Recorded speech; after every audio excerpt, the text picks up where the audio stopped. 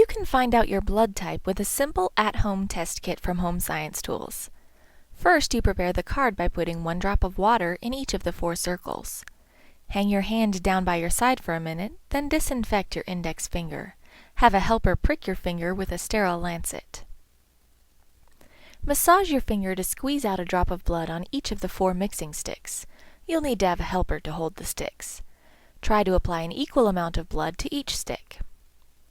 Touch one of the mixing sticks to a circle on the card and stir for 10 seconds, spreading the blood out to cover the whole circle. When you've mixed all the circles, tilt the card side to side and back and forth for 60 seconds while it dries. The blood may clump up in some of the circles if antigens in the blood react with the antibodies on the card.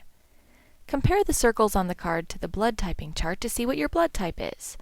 By seeing which circles show agglutination, or blood clumping together, you can determine whether you are type A, B, AB, or O, plus your Rh factor.